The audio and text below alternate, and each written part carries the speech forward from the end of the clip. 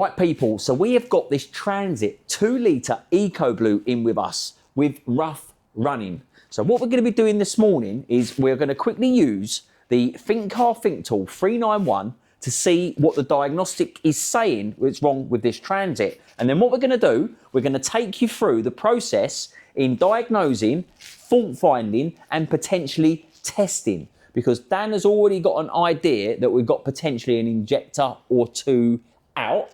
So Dan will take you through the process of testing to make sure that you know which one it is. But first things first, let's get on with the video and let's see whether this is right and whether the testing comes back with what Dan is saying. Let's do this. Right, so this van has done 76,000 miles and is in for rough running. So using this Thinkcar Thinktool 391, we have just downloaded the fault codes. And as we can see from here, we have got a low fuel pressure fault. We have got a cylinder 4 contribution balance issue. We have got an intake airflow and a cylinder 4 injector input circuit, which is a P126D. So Dan, we can clearly see we've got a cylinder 4 issue here, according to what we have received here. Yeah, definitely need to be looking at that first, I would say, before we look at the other things. Yeah. So, cylinder 4 input circuit, would that be more likely to be an electrical side to the injector? Sounds to me like a, well, it could be the injector solenoid or, you know, the top of the injector, or it could be a wiring fault maybe, but we can do some simple tests on the injectors. Well, let's do that. So, we know it's rough running. The diagnostic has produced an injector fault code. So what we're going to do now, we're going to quickly open this up.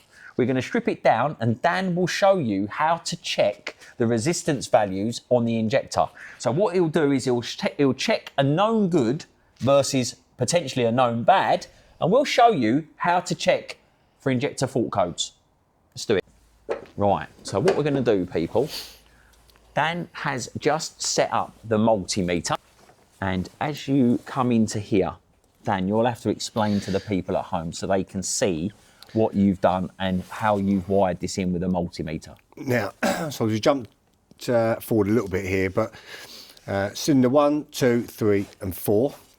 I've currently got my two little plugs into number 3 injector because I want to see what the resistance is on a good injector. So we're all hooked up there. I've got my multimeters on, set to resistance, and we can see, I hope you can see on there. No, can't see on there. It's 200 kiloohms. So we are at 200 kiloohms. On a known good one, and again, I'm not going to do this just right now, but I've already done injectors 1 and 2, and they're exactly the same. So I know all those 3 are good. So, should we move on to number 4?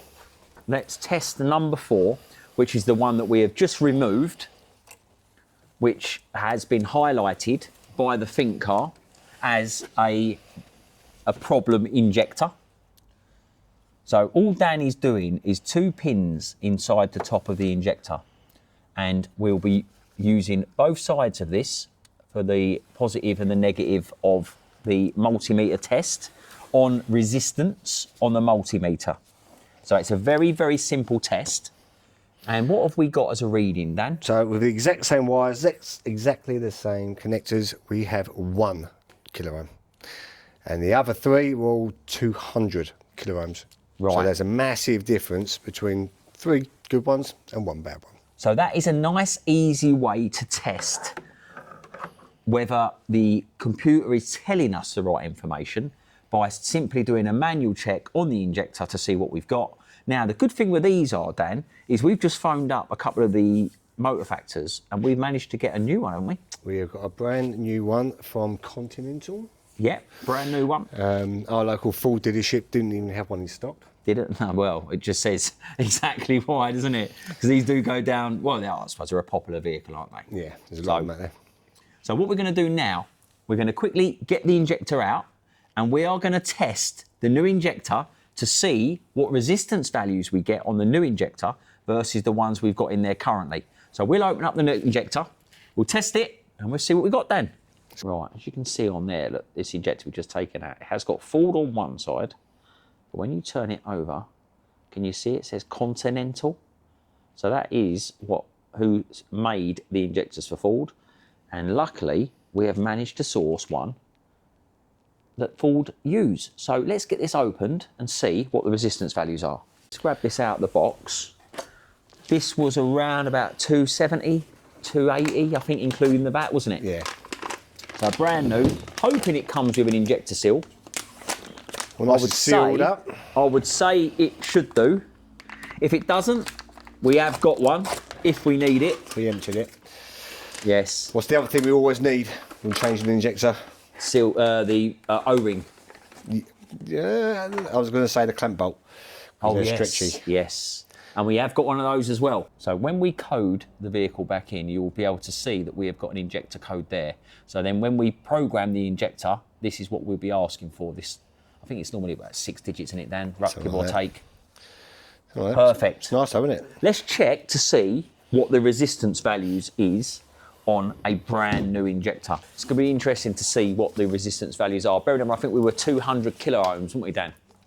On the other 3. Yeah. Isn't that mad? How that was 1. That. And was there a surcharge on that? No. No surcharge as well. That's odd, isn't it? That's surprising for That's injectors, really isn't it? surprising for a diesel injector. So, right, Dan. Same thing again, people. We are going to be going on to the 2 pins which sit inside there. And then we'll be checking to see what resistance values we get.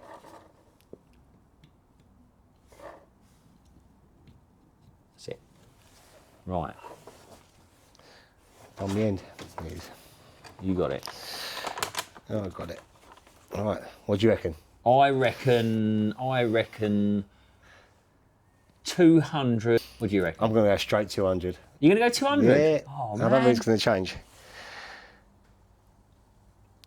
199.7. Oh, so we're both wrong. But you were closer than me. That hit 200 then.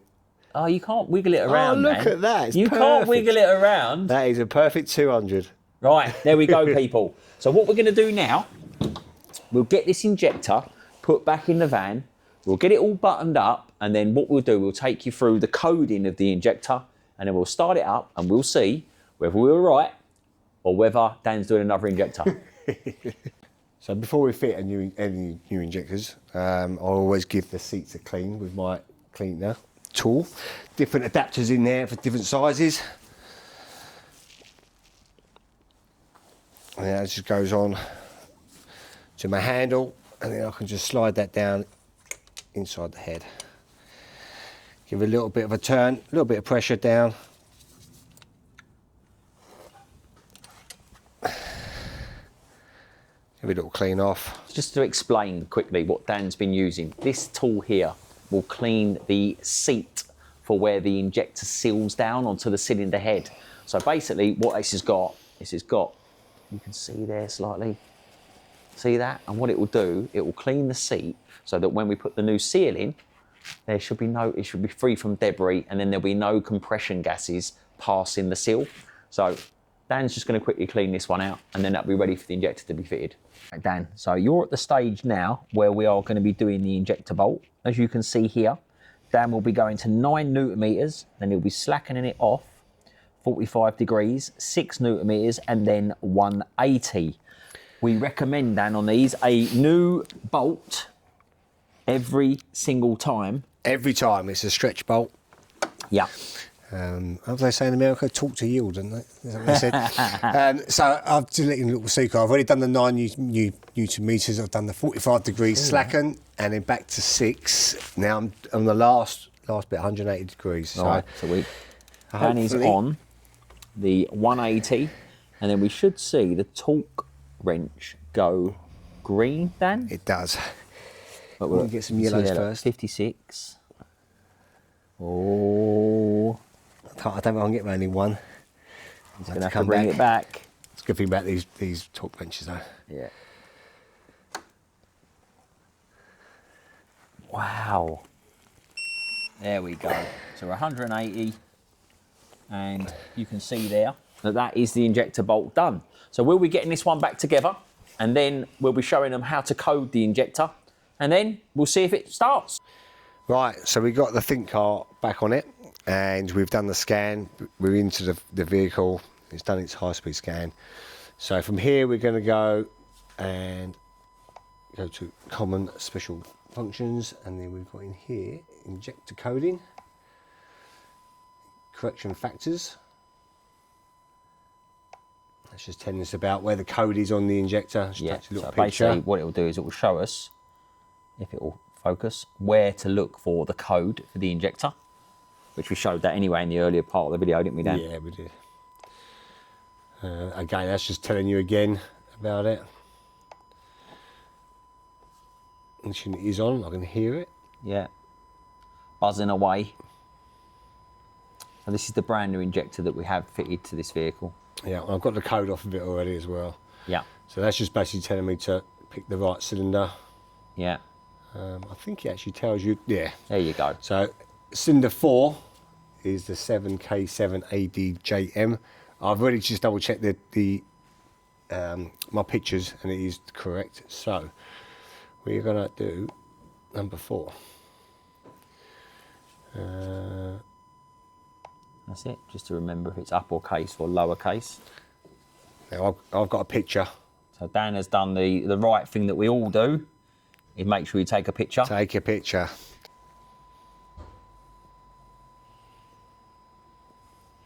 There we go. 60 FACGE. That's it. And then you'll see there that it will go in as injector 4. So just check the code there, as you can see. So we haven't touched any of the other cylinders, so they stay the same. Yeah. And now we write them all as set back to the ECU. You can see. Ignition off. Not sure how long it takes to. And then it's writing to the module. You can hear it as well. And it says here, fuel injector correction factors, ignition on, engine off. And it'll be reading everything. That's it. And it will show you the correction factors have been stored. And that is how you do it. What we're going to do now quickly, we will just start this vehicle up. It might take a couple of rotations, mightn't it, where we've had all the fuel pipes and bits and pieces off.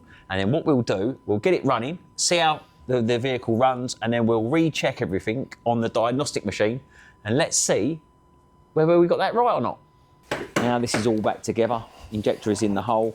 You saw that we had programmed the injector. What do you reckon, Dan?